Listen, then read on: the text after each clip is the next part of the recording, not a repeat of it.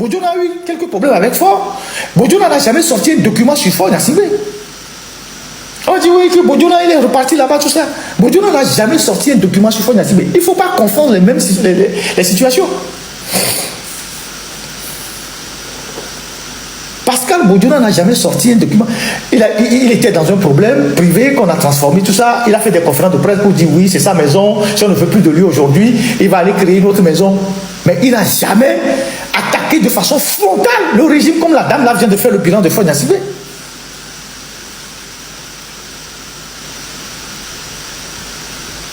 Donc, abstenez-vous de lui jeter la pierre. Vous ne savez même pas qui sont ceux qui sont derrière elle. Vous ne savez pas qu'elle est une figure. Vous ne savez pas si elle est une figure de l'expression d'un malaise général dans UNIR. Vous ne savez pas que peut-être qu'il y a quelque chose qui se passe dans UNIR. C'est comme ça que vous devez faire l'analyse politique. En disant, ah, si une femme de ce niveau-là, qui est encore plus proche du monsieur, fait ça, c'est qu'il y a un malaise. C'est comme ça que vous devez analyser les faits. Et l'encourager à aller plus loin. Vous ne devez pas dire oui, il faut qu'elle vienne dans un meeting pour qu'on dise que oui, elle a rompu avec le pouvoir. Elle a besoin d'un meeting pour faire quoi? Vous faites quoi dans les meetings? Vous faites quoi dans les meetings? C'est le slogan.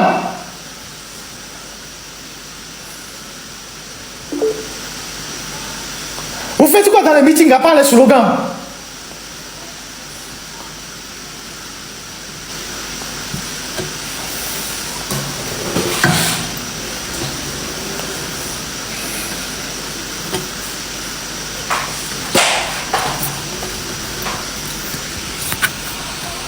Alors, parlons de l'OTR. Donc, je ne vais pas faire encore un commentaire composé de la déclaration de Mme Nyakate. J'ai voulu faire cette mise au point-là pour faire comprendre aux gens que autant le régime RPT, il espionne l'opposition. Il a des taupes dans l'opposition. Il instrumentalise les querelles dans l'opposition. Il fait le débauchage dans l'opposition. Il se contente des crises qu'il y a parmi les opposants. Autant s'il y a des problèmes dans le RPT, nous devons aussi nous en réjouir. Nous devons nous en servir. C'est ça la politique. On s'en fout de qui est venue la crise. Après, on jugera. Qu'elle soit sincère ou pas, on jugera ça après. Ce n'est pas le plus important aujourd'hui. À ce stade-là, ce n'est pas le plus important. Ce n'est pas le plus important. Donc, parlons de l'OTR. Je me suis réjoui que cette dame ait mis un point d'honneur sur l'OTR en disant que la réforme de l'OTR n'a rien apporté aux Togolais. Au contraire, elle a contribué à augmenter la misère des Togolais. Et le budget de fonctionnement, même pas d'investissement, hein, le budget de fonctionnement de l'OTR est passé de 5 milliards à 19 milliards. Le budget de fonctionnement de l'OTR est passé de 5 milliards à 19 milliards. Qu'est-ce qui a pu changer autant pour que le budget qu'on puisse augmenter le budget à ce taux exponentiel? Est-ce qu'ils ont recruté autant de gens? Ils ont fait venir des experts? Qu'est-ce qu'ils ont fait pour qu'il y ait autant d'argent consacré juste au fonctionnement? Est-ce que les 19 milliards sont véritablement consacrés au fonctionnement?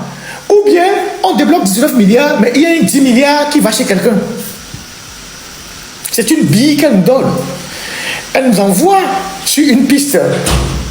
Et j'ai toujours parlé ici de l'enrichissement des cadres de l'OTR. Aujourd'hui, l'OTR est la structure qui décourage tous les Togolais, autant au pays que dans la diaspora.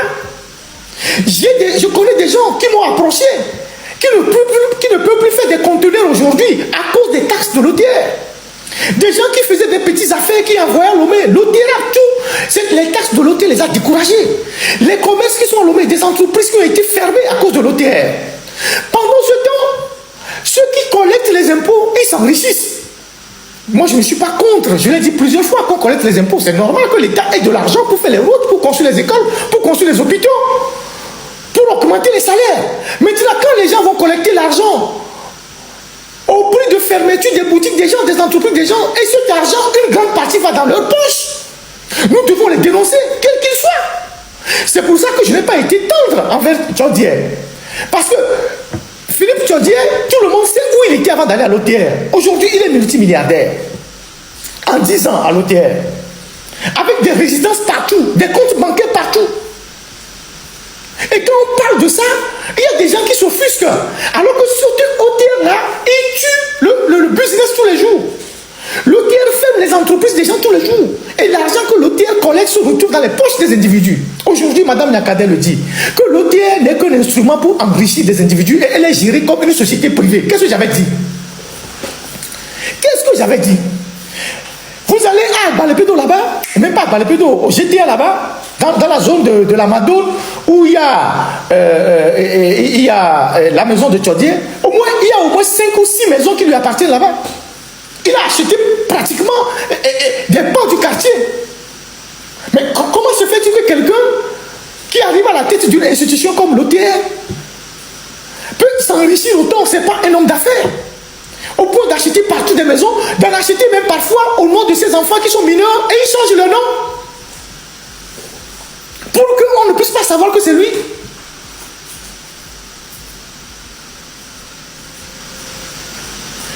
Ces hommes de main qui achètent des résidences de 100 millions en étant juste des agents de sécurité. Vous imaginez un agent de sécurité qui achète une résidence à 100 millions à Lomé. Et on met sur le reçu agent de sécurité qui achète une résidence à 100 millions. Quand on le dit, les gens s'étonnent.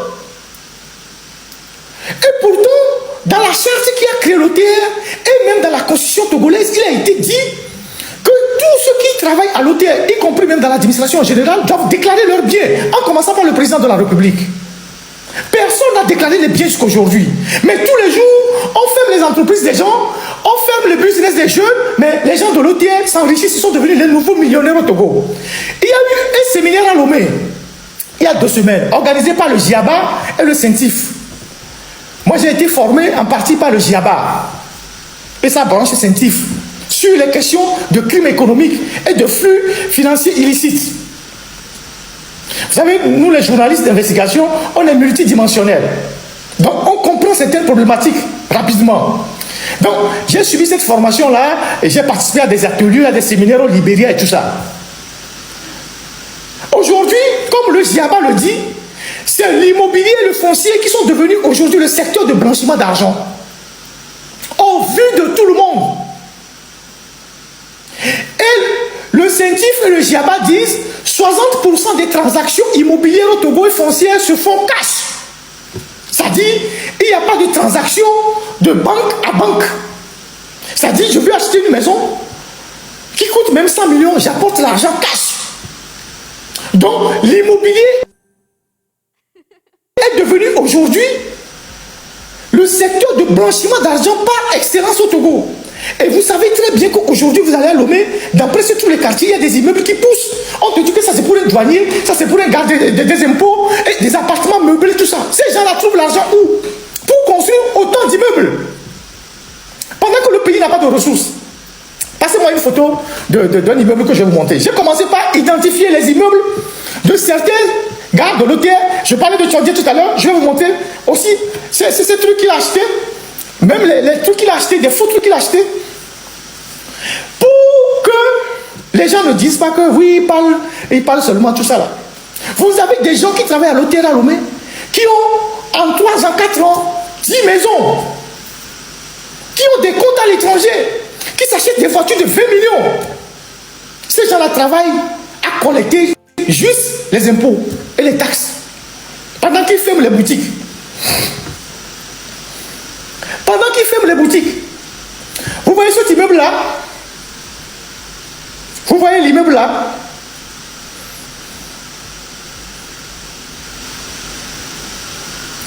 J'attends que ça arrive sur Facebook.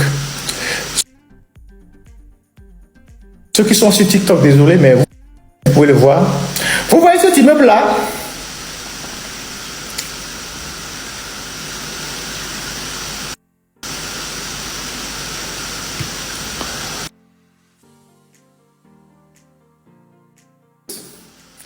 Il y a eu la lumière, il y a l'électricité, il y a moins d'inondations, Les rues sont débarrassées des ordures.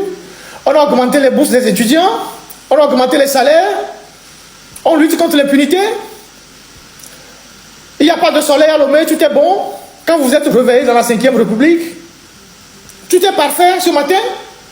Les gens du Nil qui ont dansé hier, qui ont fait la fête dans les villages, vous avez l'électricité, vous avez l'eau potable, vous avez les routes.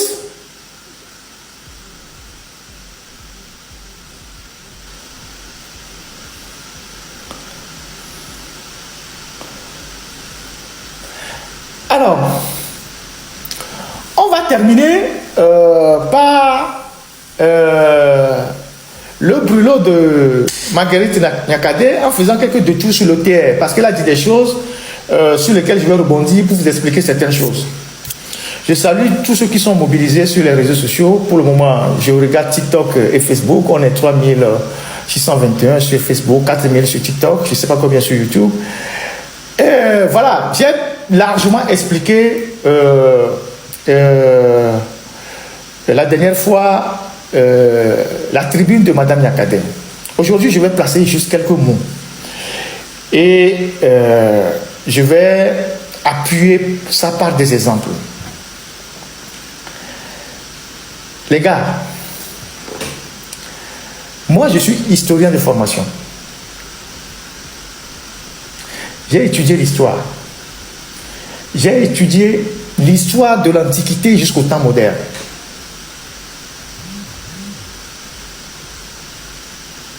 Et j'ai bien étudié l'histoire. Je n'ai pas fait des études approximatives. J'ai été à l'école, je ne suis pas allé vers l'école. C'est vrai que je ne suis pas du genre à mettre ma personnalité devant, parce que j'aime m'effacer. Mais parfois, il faut se faire violence pour expliquer certaines choses aux gens. J'ai fait des études d'histoire. Et j'ai beaucoup de bouquins d'histoire. J'ai lu beaucoup l'histoire. Et je suis passionné d'histoire. Très passionné d'histoire. Surtout les empires et les royaumes. Entre nous, vous avez jamais vu une fois un empire s'effondrer sans que au sein de l'empire, il n'y ait pas de complices? Vous avez une fois vu dans l'histoire un royaume s'effondrer sans une dissidence interne?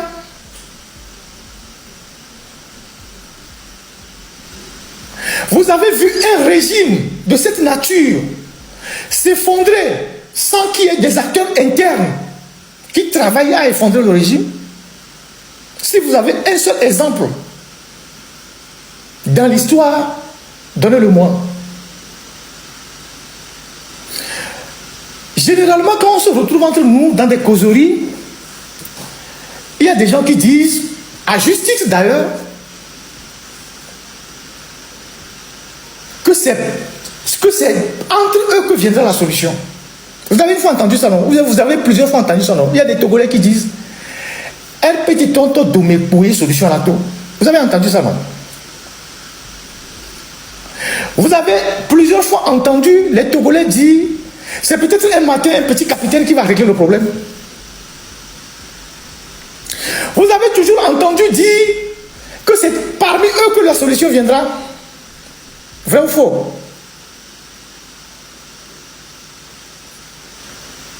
Alors, comment se fait-il que,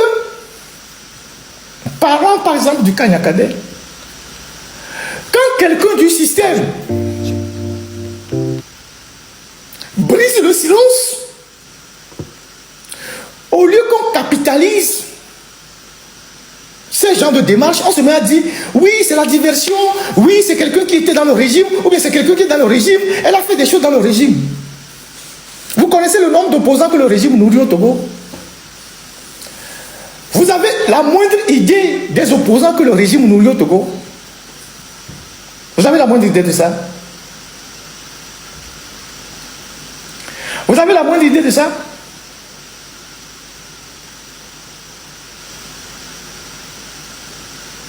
Qu'est-ce que vous êtes en train de faire de sérieux actuellement pour dire que la sortie de Madame Nyakade c'est une diversion? Ford a parachevé son projet de 5e République. Il s'est fait introniser.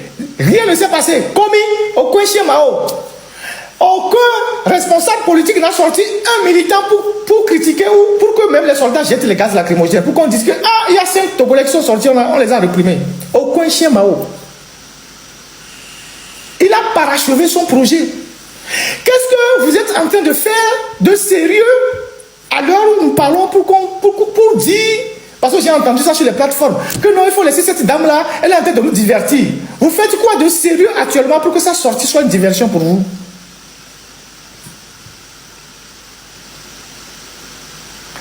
Vous savez, quand les Alliés devaient abattre Hitler et faire tomber son régime, le nazisme, ils ont eu beaucoup de complicité. Des gens étaient proches de Hitler, ils renseignaient les Alliés. C'est d'ailleurs la raison pour laquelle quand Hitler est mort, quand ils ont vaincu Hitler, il y a beaucoup de criminels autour de Hitler qui se sont retrouvés en Argentine, au Brésil, sous d'autres identités, pour se cacher pendant des années. On en a découvert d'autres il n'y a pas très longtemps. C'est les Alliés qui les ont protégés. Sans l'apport de ces gens-là, Hitler ne serait pas facilement tombé. Vous savez pourquoi, au déclenchement de la guerre d'Ukraine, Vladimir Poutine a fait liquider beaucoup de gens autour de lui? Parce que ce sont les dissidents qui font tomber un régime. Vous savez pourquoi Poutine, quand il y a eu la guerre avec l'Ukraine, et avec tout ce qu'il a avec l'Occident, il a commencé par liquider certains hommes d'affaires, certains militaires, tout ça. Parce qu'il sait ce que la dissidence peut amener. Donc, je dis ça en termes d'introduction pour dire, en politique, il ne faut jamais se désintéresser de ce qui se passe dans le camp de ton adversaire. En politique, il ne faut jamais se désintéresser de ce qui se passe dans le camp de ton adversaire. Surtout que l'adversaire, lui, il s'intéresse à ce qui se passe. Il s'intéresse à ce qui se passe chez vous. Combien de fois nous ne nous sommes pas plaints que le RPT a des taupes dans l'opposition? Combien de fois nous ne nous sommes pas plaints que le RPT a des faux opposants dans l'opposition? Et à chaque fois qu'ils injectent un espion dans l'opposition, ils mélangent les gens, ils provoquent des crises dans les partis politiques. Et ils s'en servent pour se moquer de l'opposition. Pourquoi quand eux ils sont en crise, nous on ne peut pas récupérer ça contre eux? Vous faites de la politique ou bien vous vous amusez? Vous faites de la politique ou bien vous vous amusez? Quand le régime a débauché les commandos là, quand le régime a débauché les rebelles olympiaux, vous avez vu comment les journalistes proches du régime ont traité l'information? Ils se sont moqués des responsables du parti où on les a débauchés en disant, ben voilà, il y a des défections dans leur parti, ils n'ont rien vu. Que c'est des gens... Vous avez vu comment ils ont traité l'information? Vous avez vu comment ils se sont moqués du parti dans lequel on les a débauchés? Ça, c'est la première étape de mon analyse. La deuxième étape, avant que je ne vienne sur la question de Mme Nyakade, la deuxième étape de mon analyse, de vous à moi, entre Togolais, les yeux dans les yeux, est-ce que vous pensez que l'alternance ou le changement que nous préconisons là, ça va aboutir un matin à balayer tous les gens d'unir au Togo et à amener d'autres Togolais? Vous pensez que c'est possible? Vous pensez qu'un matin, on va se lever et puis on va chasser tous les gens d'unir du Togo et puis on va amener 2 nouvelles personnes? Vous pensez que c'est ça? C'est possible? De façon réaliste. De façon réaliste, vous pensez que c'est possible? Vous pensez qu'un matin, l'armée qu'on accuse de soutenir Fonia Sibé, les gens disent même que c'est une milice tribale. Vous pensez qu'un matin comme ça, on va se lever, puis on va renvoyer tous les militaires, et puis on va recruter, on va former une nouvelle armée, immédiatement? Vous pensez que c'est possible?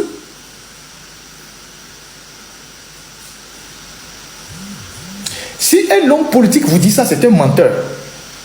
Si un responsable politique vous dit ça, c'est un affabulateur. D'une manière ou d'une autre, même pour le changement, il faudra un jour composer avec des gens qui sont dans le système, mais qui veulent que le système tombe. Parce Parce que dans tout système, il y a des gens qui sont là pour que le système tombe. Il y a des gens qui sont là, ils veulent que le système tombe. Parce qu'ils en ont marre, parce qu'ils sont fatigués de servir la même personne, parce qu'ils n'ont plus les intérêts là-dedans. Il y en a dans tous les régimes au monde. Dans tous les régimes au monde, il y en a.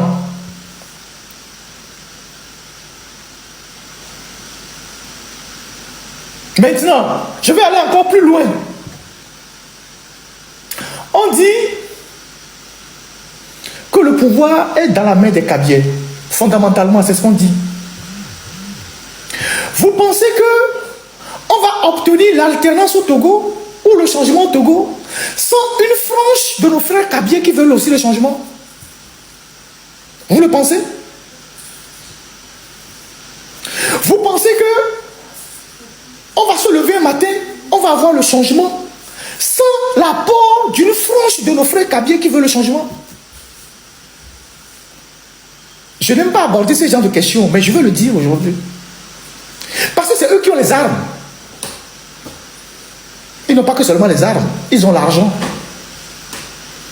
Ça fait 50 ans qu'ils sont au pouvoir. Ils ont des réseaux. Vous pensez que ça va se passer comme ça?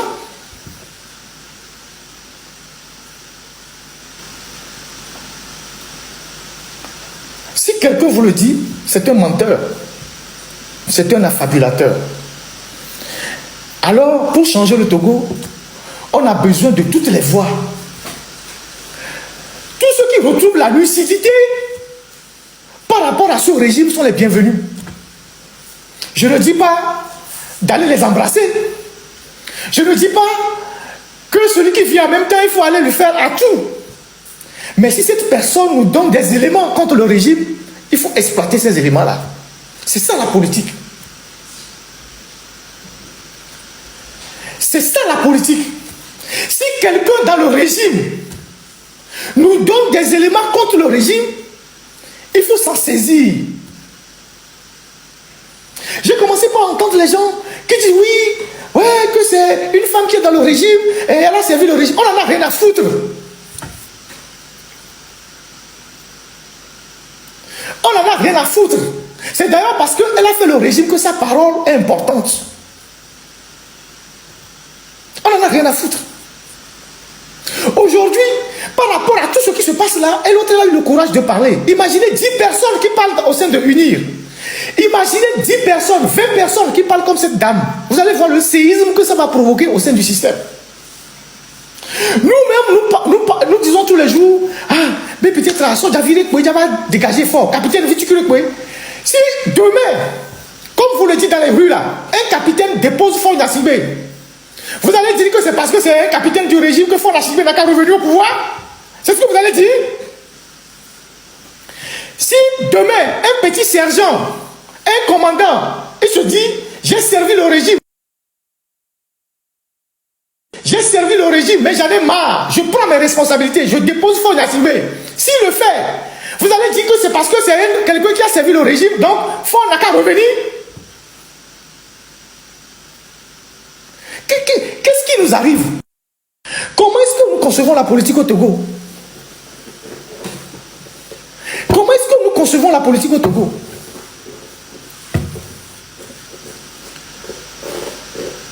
Alors, cette dame, à sa décharge, elle fait une sortie contre quelqu'un avec qui elle a un lien de familiarité. Même si ce qu'elle dit, nous tous nous le disions avant. Même si ce qu'elle dit, nous le savons. Mais le fait que ce soit elle qui est dans le système qui le dit, c'est quelque chose d'important à analyser. Elle ne nous a pas encore dit qu'elle fait de la politique. Elle ne nous a pas encore dit qu'elle a des ambitions. Elle ne nous a pas encore dit qu'elle veut jouer un rôle dans la politique. J'entends les gens qui disent oui, si elle veut faire quelque chose, elle n'a qu'à venir dans un meeting. Les gens qui ont quitté le RPT sont venus dans les meetings là. Et ça aboutit à quoi? Vous pensez que c'est les meetings qui vont régler le problème? Elle a sorti des chiffres, des données qu'aucun opposant ne nous a jamais sorti. Vous connaissez ces chiffres-là? Vous connaissez les données qu'elle a sorties là? Vous connaissez ça? À part Nathaniel Olympio, qui sort souvent et qui parle des chiffres. Nicolas Lawson avant lui. Les autres, quelqu'un nous a jamais sorti avec des documents à l'appui des chiffres pour éclairer la lanterne des Togolais.